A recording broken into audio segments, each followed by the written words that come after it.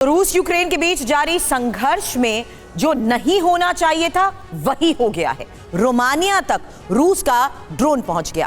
पहले बेलारूस के फ्रंट से पोलैंड और लिथुआनिया को टारगेट किया गया। अब रूस के हमले से यह पता चल गया है कि निशाने पर रोमानिया भी है, यानी नेटो का एक और मेंबर अब जंग के मुहाने पर आने को मजबूर हो गया है। लेकिन सवाल यही है, आखिर रोमानिया को रूस ने टारगेट कैसे किया और क्यों किया? इस तरह रोमानिया को टारगेट करने का आखिर मकसद क्या हो सकता है, इस खास रिपोर्ट से समझिए।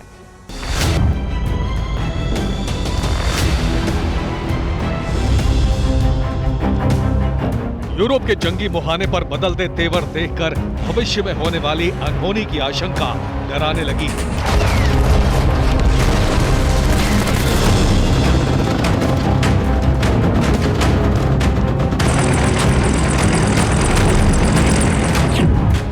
ये रोमानिया की राजधानी बुखारेस्ट है, जहां इस समय भी रूस की आक्रामकता पर विचार विमर्श हो रहा है।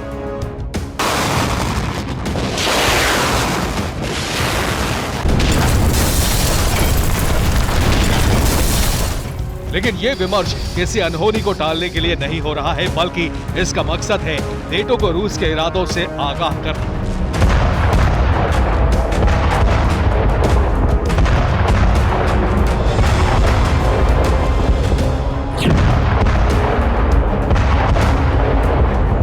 आपने जो भी सुना वो 100% सच है, जिसका प्रमाण है रूस के ये हमले जो हुए हैं यूक्रेनी सीमा क्षेत्र में। लेकिन जंगी बारूद से झुलसे यूक्रेन पर इन हमलों और धमाकों का जितना असर नहीं हुआ है, उससे कहीं ज्यादा असर हुआ है रोमानिया पर। लेकिन ऐसा क्यों? रणनीतिक मोर्चे पर रूस के प्लान को समझने से पहले भौगोलिक स्थिति समझ लीजिए।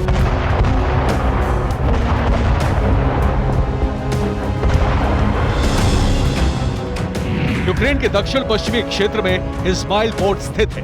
वहीं डेन्यूब रिवर पोर्ट भी इसी हिस्से में मोल्दोवा के दक्षिण में स्थित है, जिसके पूर्वी हिस्से में ब्लैक सी के बाद क्रीमिया है और पश्चिमी हिस्से में डेन्यूब नदी के बाद रोमानिया है। यानी टारगेट का सही आकलन रोमानिया ही है।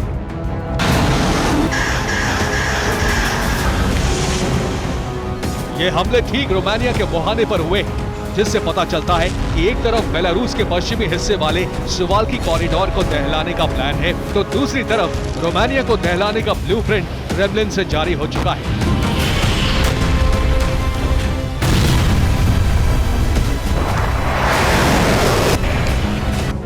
इसलिए रोमानिया अब नेटो को जंग की तैयारी के लिए आगाह कर रहा है, और अगर नेटो आगाह नहीं हुआ तो पुतिन के कई मकसद कामयाब होंगे।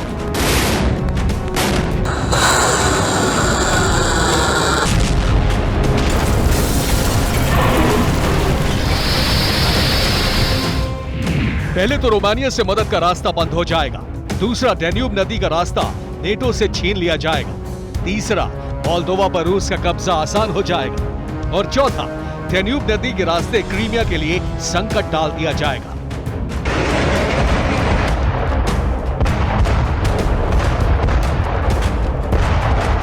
अब आप इसे अनुमान के आधार पर आकलन समझ रहे हैं तो आप गलत हैं, क्योंकि रूस के हमलों से थर्राए रोमानिया में दहशत को खुले रूप में महसूस किया जा सकता है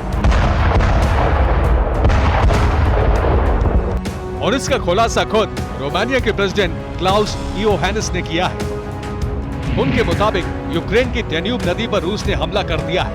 डेन्यूब नदी पर किसी भी तरह के हमले अस्वीकार्य हैं। दूसरे तट पर रोमानिया इसे नजरअंदाज नहीं कर सकता। डेन्यूब नदी पर रूस के ड्रोन से हमले चौंकाने वाले हैं। मॉस्को ने नेटो क्षेत्र की सीमा पर हमला किया है।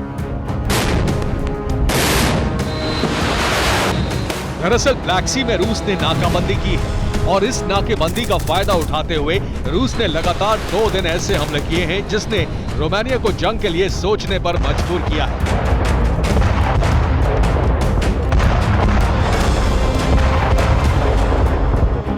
1 अगस्त को रूस ने इस्माइल पोर्ट पर हमला किया, तो वहीं 2 अगस्त को रूस ने डेन्यूब नदी के पास क्रेन पोर्ट पर हमला किया।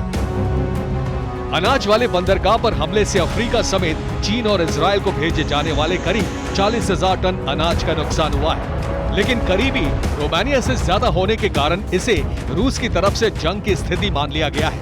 अब सवाल है कि ऐसा हुआ क्यों? इसके पीछे वजह क्या है, इसे भी जान लीजिए। रूस ने ब्लैक सी में बाहरी एंट्री को बैन कर दिया है। कर्च स्ट्रेट से आवाजाही को भी बंद कर दिया है। सतह, पानी के नीचे और एयर जोन भी प्रतिबंधित है। लेकिन यूक्रेन के पोर्ट से जहाजों की आवाजाही शुरू है। इसीलिए यूक्रेनी जहाजों की आवाजाही रोकने के लिए हमला हुआ। दावा है कि रूस ने क्रीमिया के लिए महसूस हो रहे खतरे को टालने के लिए इस बारूदी मिशन को अंजाम दिया है।